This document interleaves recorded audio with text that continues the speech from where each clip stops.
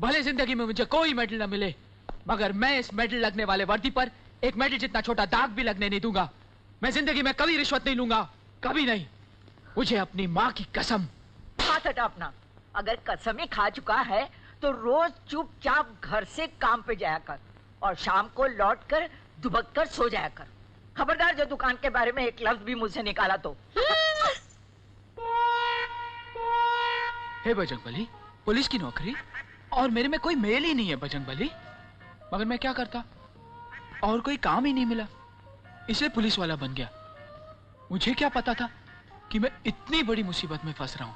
अगर कोई केस न पकड़ूं तो साहब मुझे डांटते हैं, रिश्वत न लूं तो माँ और बीवी मुझे ताने देती है, और तो और प्रभु, मेरा वो इतना सा बेटा है ना, वो भी मुझे घास नहीं डालता। हाँ, हे पवन पुत्र, हे राम भक्त हनुमान, अगर तुझ में सचमुच शक्ति है और तू मुझे जरा भी प्रेम करता है तो किसी भी रूप में आ, मेरी रक्षा कर।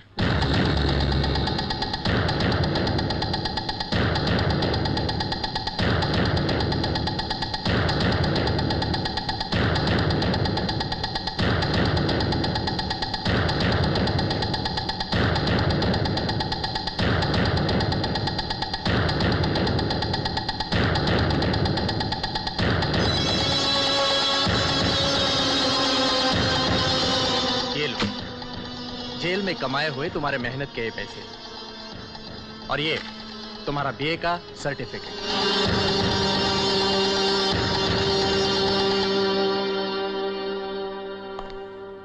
किशन, किसी पर अन्याय होते देख तुम्हारे हाथों एक खून हो गया था और तुम्हारा बचपन जेल की सलाखों के पीछे गुजर गया।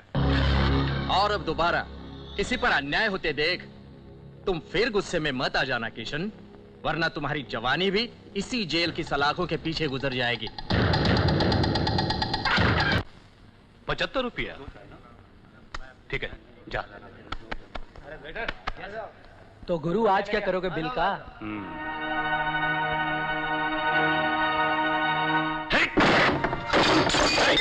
इधर आ बे। ये ले, अपने बिल के साथ साथ हमारा बिल भी भर दे। भाई साहब, सिर्फ 2 रुपए मेरे पास चाय पीने के लिए, और कुछ नहीं। और ये जेब में क्या है? ओह, 2000 का मंगलसूत्र। ये मैंने अपनी बीवी के इलाज के लिए गिरवी रखा था। 6 महीने बाद बड़ी मुश्किल से छुड़ा पाया हूँ। एक बार हमारे लिए और गिरवी रख देना। नहीं। ठीक है, जा। किसी पे अन्याय होते देख तुम फिर गुस्से में मत आ जाना किशन। मैं बहुत गरीब आदमी हूँ, दोबारा इस मंगलसूत्र को नहीं छुड़ा पाऊंगा। अबे मरेले, मंगलसूत्र गिरवी नहीं रखा ना तो बीवी मंगलसूत्र पहनने के लायक भी नहीं रहेगी, समझा? चल।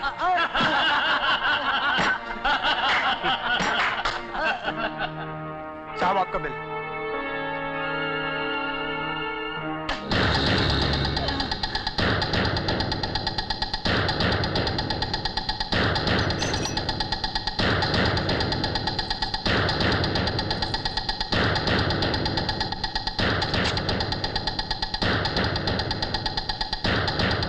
गुरु, वो देख। अगर तुम लोग अपने बीवियों के गले में मंगलसूत्र देखना चाहते हो तो चुपचाप ये सारे बिल्स भर दो।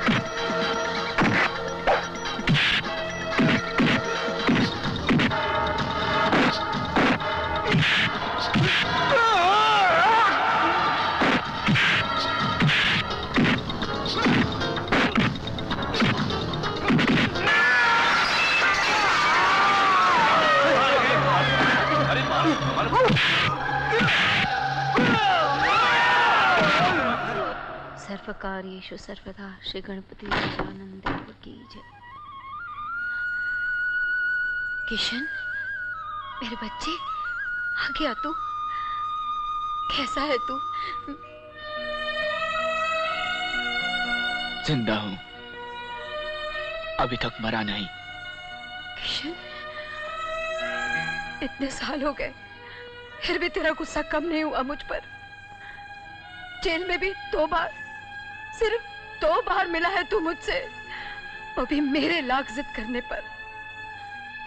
कब तक किशन, कब तक तड़पाएगा तू अपनी माँ को? उस दिन तक जब तक तू मुझे मेरे बाप का नाम नहीं बता देती। आखिर वो कौन है? बचपन से लेकर आज तक उसका साया क्यों नहीं है मेरे सर पर? अगर वो जिंदा है तो वो कहाँ है? और अगर वो मर चुका है तो उसके नाम का मंगलसूत्र क्यों पहनती है तू? मैं कौन हूं माँ? किस पाप का बीज हूं मैं? किशन, दुनिया में लोग बड़ी सी बड़ी बात सह लेते हैं मगर माँ की गाली बर्दाश्त नहीं कर सकते। मगर मैं वो बदनसीब हूं जिसके लिए माँ लफ्ज खुद एक गाली बनकर रह गया। नहीं किशन, ऐसा मत बोल बेटे। भगवान जानता है मैंने कोई गुनाह नहीं किया, कोई पाप नहीं किया। आज मैं तुझे सब कुछ बताऊंगी। तेरे पिताजी एक शरीफ इंसान थे, बहुत खुश थी मैं उनके साथ। वो एक ज्वेलरी शॉप में मैनेजर की हैसियत से काम करते थे। कहीं आना जाना नहीं था उनका, बस दुकान से घर, घर से दुकान। मुझे आज भी याद है, वो रात को ठीक 9 बजे घर आ जाया करते। लेकिन एक दिन रात के 12 बज गए और उनका कोई पता नहीं था। मैं परेशान घूम रही थी खेतने में। कमिश्नर साहब, आप तलाशी लो। Yes sir. क्या आप मिस्टर चौधरी की पत्नी हैं? जी हाँ, लेकिन क्या बात है? आपके पति किशनगढ़ मंदिर के सारे जेवरात लेकर भाग गए। क्या? ये आप क्या कह रहे हैं? नहीं नहीं, आपको जरूर कोई गलत फहमी हुई है। वो ऐसा नहीं कर सकते। सर, यहाँ पर कोई भी नहीं है। ठीक है, चलो।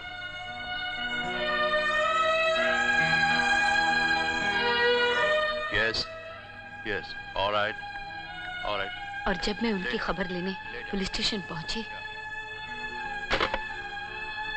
हमें तुम्हारे पति के खिलाफ बहुत से सबूत बरामद हुए हैं। किशनगढ़ मंदिर से एक पिस्तौल भी मिली है जिससे कई मासूमों की हत्या की गई है। उस पर उंगलियों के निशान किसी और के नहीं, तुम्हारे पति के हैं। क्या अब भी तुम्हारा दिल मानता है कि तुम्हारा पति बेगुनाह है? बेगुनाह है तो कानून से छुपता क्यों है? सामने क्यों नहीं आता? मैडम, वो दिन और आज का दिन, जिंदगी में फिर कभी मुलाकात नहीं हुई हमारी। बस अखबारों के जरिए ही मिलती रही उनसे।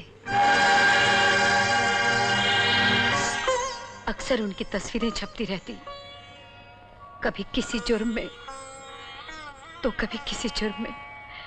फिर क्या बताती मैं तुझे कि तेरे पिता राजेश्वर चौधरी इस शहर का सबसे बड़ा मुजरिम,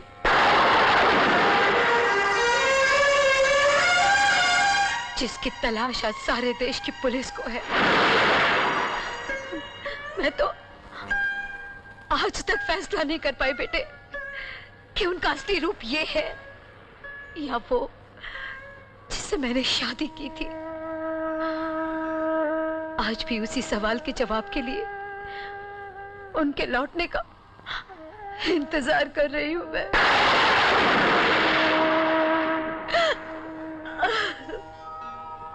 माँ, मैंने तेरा दिल बहुत दुखाया ना माँ? मुझे माफ कर दे। मुझे नहीं पता था कि तू खुद इतनी। माँ, माँ, मत रो माँ। तेरे आंसुओं की कसम माँ, तेरे सुहाग को एक बार तुझ तक जरूर लेकर आऊंगा। मैं सारी जिंदगी अकेले रही हूँ बेटे।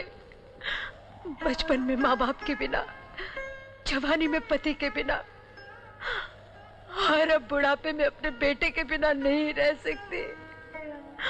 जुर्म के इस रास्ते में अपने पति को तो खो चुकी हूँ, अब अपने बेटे को नहीं खोना चाहती, नहीं खोना चाहती अपने बच्चे को मैं।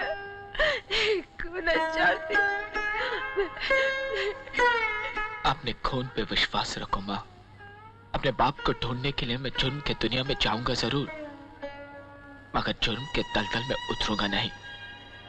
ये मेरा वादा है तुझसे, वादा है तुझसे माँ।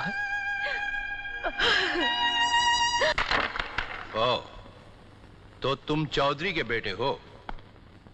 बहुत जल्दी ख्याल आया अपने बाप को ढूंढने का। मैं जेल में था सर, कुछ दिन पहले ही रिहा हुआ। ताज्जुब की बात नहीं, चौधरी का बेटा जेल में नहीं तो क्या मंदिर में होगा? आप मुझे गलत समझ रहे सर। मैं जेल में उस गुनाह की सजा काट रहा था जो मैंने किया नहीं, और आगे भी गुनाह के रास्ते से अलग चलकर मैंने अपने बाप को ढूंढने का फैसला किया है। इसलिए तो आपके पास आया हूं सर। ये देखिए सर, जेल में पढ़कर मैंने बीए पास किया है। अगर आप सिफारिश करेंगे तो मुझे पुलिस में नौकरी जरूर मिलेगी। अपने बाप तक पहुंच सकूंगा मैं। मेरी मां की आपको बहुत दुआएं लगेगी सर। बेटे, मैं तुम्हारे दिल के हाल को समझ सकता हूं, लेकिन क्रिमिनल रिकॉर्ड वाले को पुलिस की नौकरी नहीं मिल सकती। I am sorry.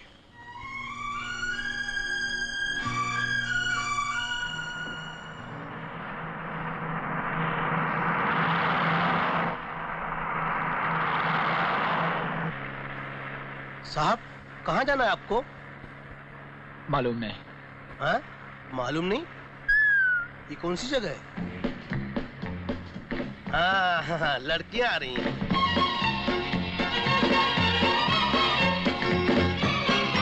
देखता हूँ कैसे ओवरटेक करती है।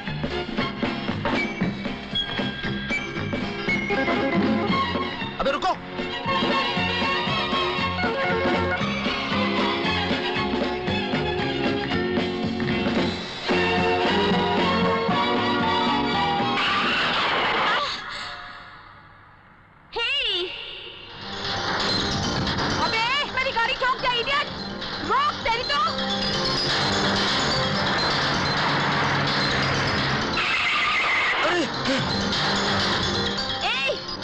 रुकाओ गाड़ी।